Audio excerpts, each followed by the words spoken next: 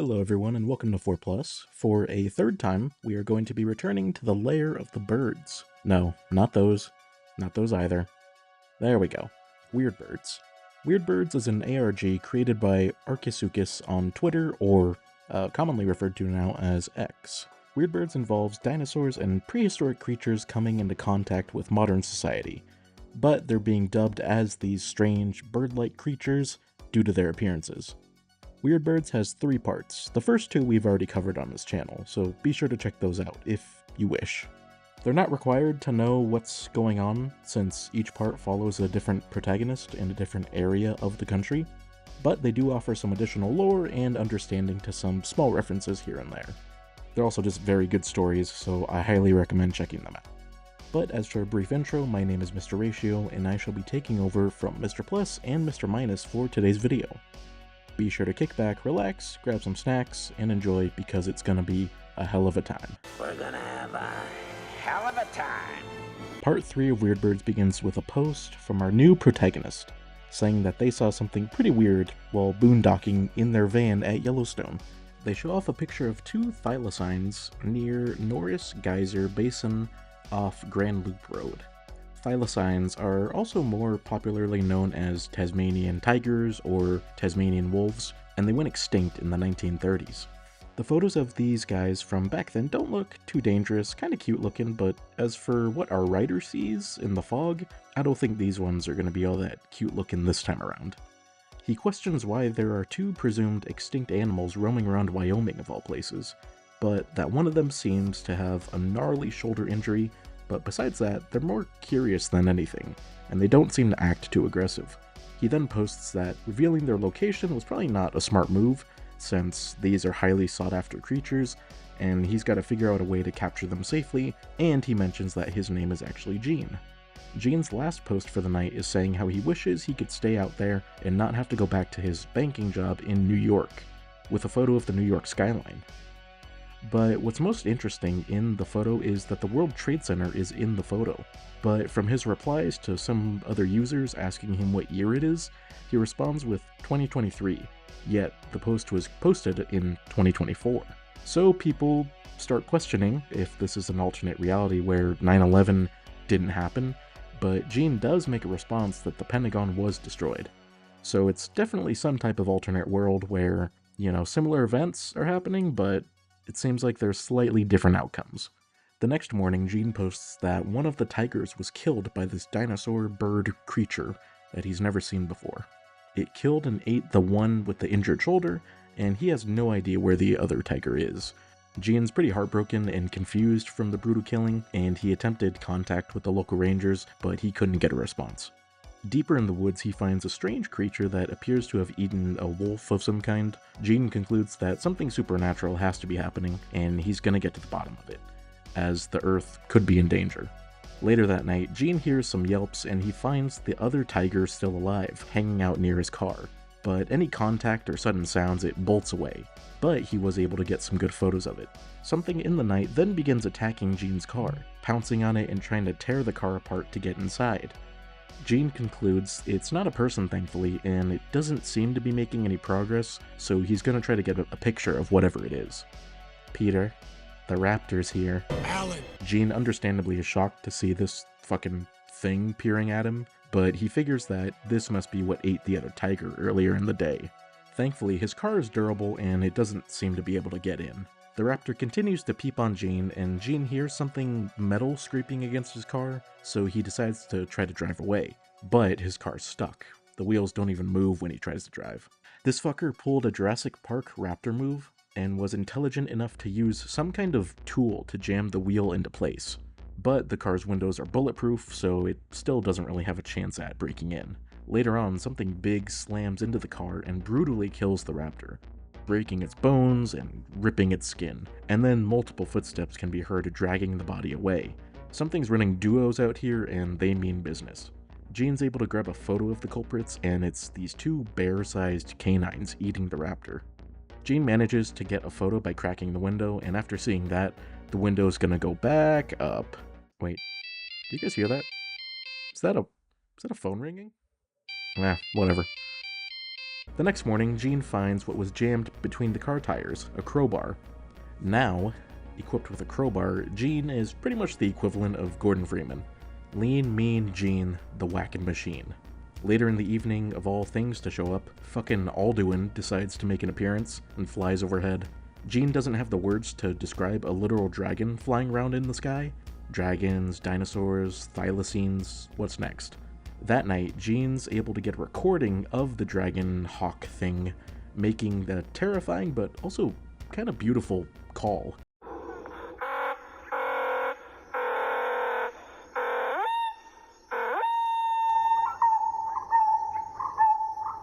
Smaug moves on, but before it leaves, Jean's able to get this stunning photo of the Night Fury flying with the stars and the moon in the background. Scanning the surroundings with his binoculars, Jean sees a weird structure in the woods that's made up of glass, and this bright green light is emitting from it.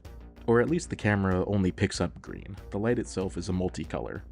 But from the previous parts of this series, those lights mean one thing: portals, or wormholes. Another pic we see of the light, it is now red, but Jean accurately is able to guess that the light is the source of these kind of wormholes which are pulling these prehistoric creatures into Yellowstone. But there's people in the building as well, which is very weird. Jean finishes his post by saying he's still in his car and he was able to move to a different location, but when he searched for the building, it disappeared. Not the strangest thing to have happened so far, though. Also, the Dragon Hawk went to a different area. 7 months later, Jean makes a post saying he's fine, but he's on edge, so for the first thing in the morning, he's gonna hightail it out of there. He also includes this kind of cryptic looking photo of a deer just kind of staring at him. The next morning, Jean heads off into the woods to grab some nuts and mushrooms. Ah, sick! Since he went through all of his food already. But worst case, he has to hunt down an animal if he can't find anything else to eat.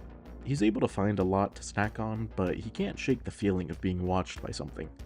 And all of these animals have him on edge since they're, pretty unpredictable. But even though these new animals are a bit disturbing, Jean still thinks there's a sense of beauty in seeing so many extinct animals out and about again, including these pink-headed ducks from India, which now have another shot at life again. While watching the ducks, Jean finds the source of his stalker. It's the Tasmanian tiger from earlier.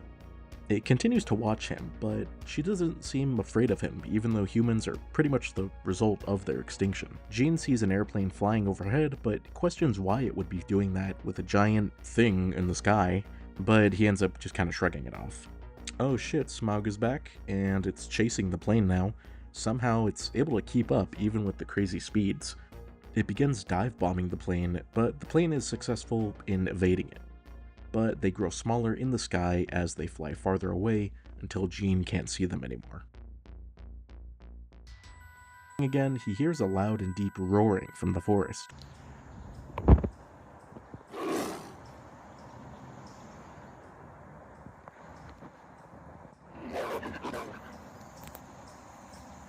But he figures out it's coming from a nearby small bush, so that kind of squashes his fear of something large making the sound. Oh, it's this little guy, the loudmouth making the roaring sounds. Jean's next post is that he's bleeding from being stabbed in the back of the neck from a black bird. The bird keeps flying at his face and is being aggressive for no discernible reason. And the photo of this bird is, oh my god, it's Mikey. Or at least Mikey's brethren. After shoving the bird away, it finally leaves him alone and Jean is able to appreciate the beauty of the bird now. But then, after attacking Jean again, Jean pushes it one last time pretty hard, and the bird begins crying and it suddenly isn't really able to fly as well. But people are replying that there's more of these birds around, so Jean figures it should be fine. Suddenly, the Tasmanian tiger leaps out and kills the bird, but it doesn't eat it. It just kinda thrashes the body around and leaves it on the ground, before following Jean again, almost as if it was protecting him from the bird. Jean doesn't want to waste the bird, essentially, so he takes it back with him to cook it later. And then he questions why everyone keeps bringing up someone called Mikey in the replies. By the river, Jean finds a little baby bird thing and, oh Christ, a pterodactyl appears, and it seems to be guarding the baby. The teeth are fucking ugly on that thing though. Jean says he's not coming back to New York after all of this since all this happening kind of changes everything.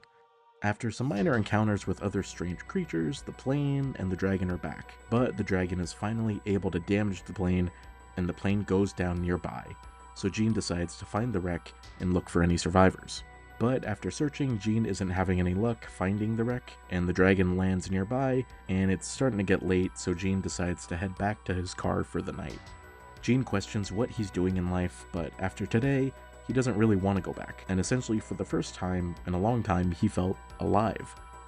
The final post is a picture of the dragon flying, and Jean says he hopes the pilot survived, but due to the lack of smoke, he figures the plane must have landed in water, so he's gonna search again in the morning. The next morning, Jean begins his trek west, and on his trek he sees this strange black ball shape in the sky, unmoving. Then it transforms into a man? He appears to be walking around on air and is super slow, but Jean has a bad feeling about him, so he decides to get out of sight. The strange man walks down onto the ground, as if he was walking down like an invisible hill, so Jean follows him from afar. Across a stream, he finds the figure again, and he feels like it's watching him as well.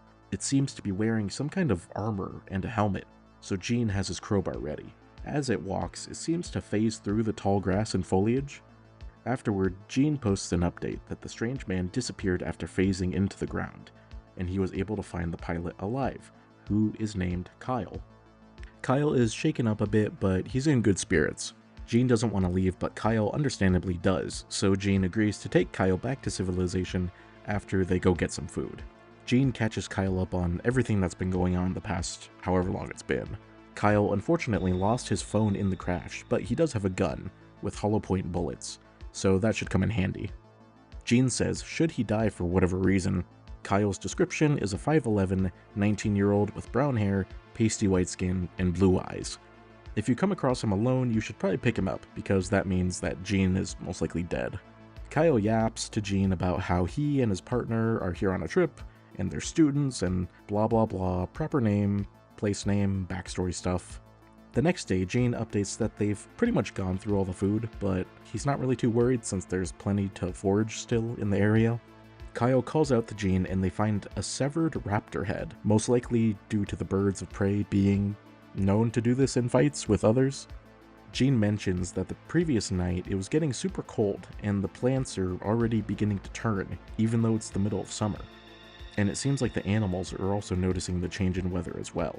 Jean also heard a strange bellowing from the treetops, so he'll try to investigate later alone, since Kyle isn't an outdoorsy person. Well, f*** you, Kyle! He's able to find the source of the noise, and it's a giant gecko, pretty much the size of kind of a Komodo dragon.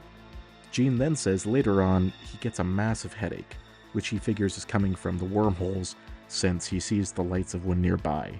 Something starts to materialize out of it, and it's this strange creature.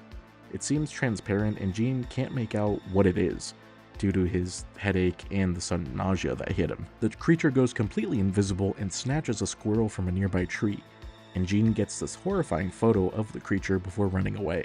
Jean noticed these strange wing flaps on its sides with these glowing organs, and it was bleeding blue blood, so it's probably some kind of invertebrate. 4 months later, Jean posts again and apologizes for his absence. He doesn't know how long it's been since the days seem to kinda mesh together for some reason, but him and Kyle ended up getting into a small argument over Kyle killing an extinct animal for food. Jean laments over the concept of an extinct species and the heavy loss that the Earth receives over them, and he ends up deciding to just stick to nuts and fruits for his food. Jean and Kyle journey around the forest, and they find some more deer and other strange creatures, but they use Jean's van as a makeshift home against the dropping temperatures. They stumble across some construction equipment after following a very nasty smell. Inside the bulldozer, they find a dead body, pretty much a skeleton now, but Jean's calls to 911 aren't going through. So they decide to search the body, and on the side of the deer, there's a logo, WeHo, or Wayho. Kyle finds some info that the man's name was Chuck, and he was an employee for WeHo, but they have no idea why he was here or what the equipment's even doing out here. Possibly connected to the glowing building that Jean saw earlier? They decide to leave the area, and on their way back, they find the body of this poor guy from the Paleozoic era. Kyle then apologizes for killing the one animal earlier, and Gene forgives him. And he realizes this whole event with the animals really opened his eyes to the plight of the animals. Gene posts some photos from a few weeks earlier of the tiger rolling around, having a good old time, and he decides to name her Bella, but he realizes he hasn't seen her the past few days. Bella!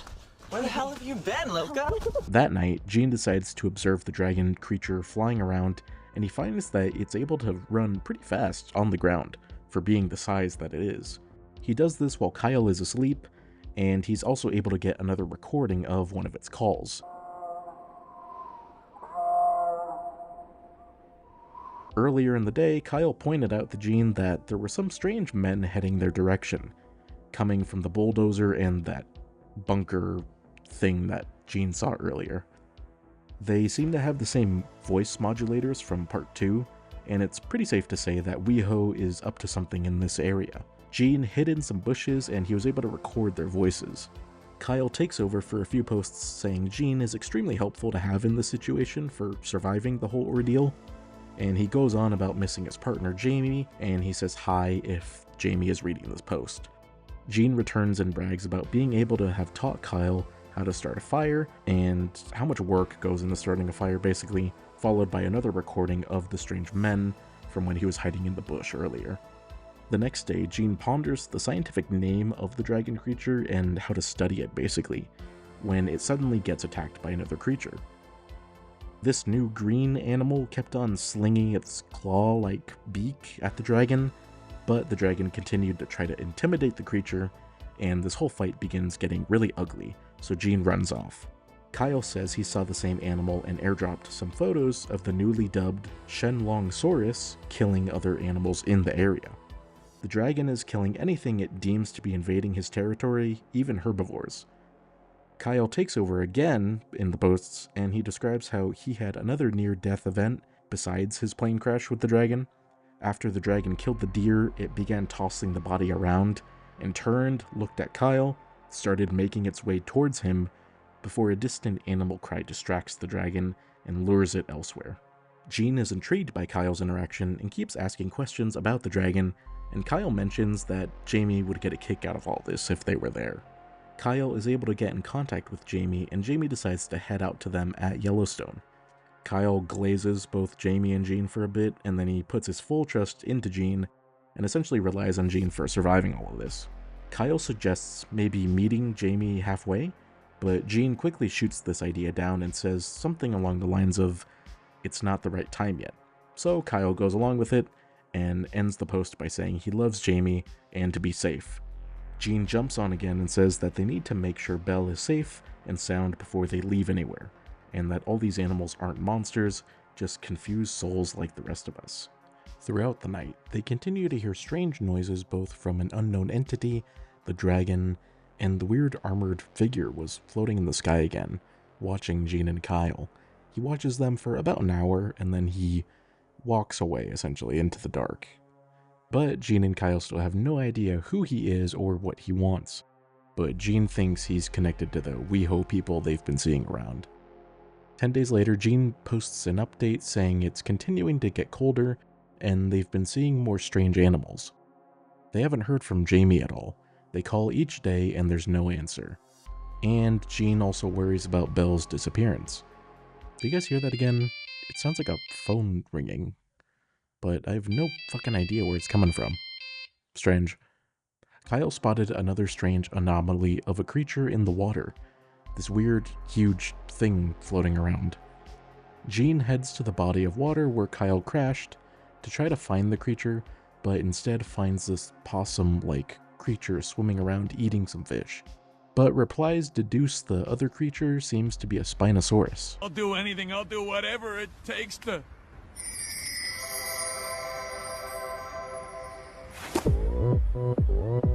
Gene yaps and nerds out for a few posts about one of the raptors he spots, being different colors and how it's similar to a bald eagle and a bunch of other nerdy stuff, so here's some screenshots if you're interested in Gene yapping about that.